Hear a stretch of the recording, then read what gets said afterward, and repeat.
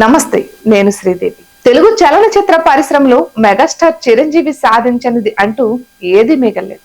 ఇప్పటి తరం హీరోల భవిష్యత్తులో కూడా ఆయన ఒక రేంజ్ ని అందుకోలేరు. రికార్డ్స్, అవార్డ్స్, రివార్డ్స్, జాతీయ స్థాయి గుర్తింపు ఇలా ఒక్కటా రెండా, ఒక స్టార్ హీరో చూడాల్సినవి చూసేశారు. ఒకే మోసలో వెళ్తున్న తెలుగు కమర్షియల్ సినిమాని సరికొత్త పందాలోకి తీసుకొచ్చిన నటుడు ఆయన. ఇక డాన్స్, ఫైట్స్ లో వేగవంతం చిరంజీవి ద్వారానే మన తెలుగు సినీ పరిశ్రమకి సంక్రమించాయి. రీసెంట్ గా మెగాస్టార్ కి పద్మ విభూషణ్ అవార్డు రావడంపై మెగా అభిమానులు ఎంతలా సంబరాలు చేసుకున్నారు. ఇప్పటికీ అభిమానులు ఆ ఉత్సాహం నుండి పూర్తిగా బయటకు రాలేదు.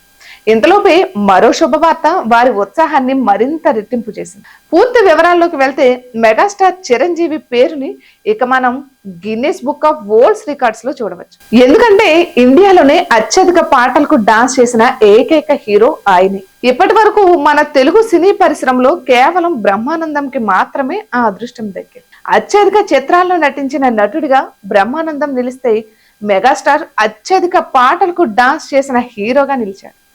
చూస్తుంటే రామ్ చరణ్ కూతురు క్లీన్ కారా మెగా ఫ్యామిలీకి ఆ దేవుడిచ్చిన వరంలా అనిపిస్తుంది. ఈమె కుటుంబంలోకి అడుగు పెట్టినప్పటి నుండి అన్ని శుభాలే జరిగాయి. రామ్ చరణ్ కి గ్లోబల్ వైడ్ గా పాపులారిటీతో పాటు ఆస్కార్ అవార్డుని ముద్దాడే అదృష్టం.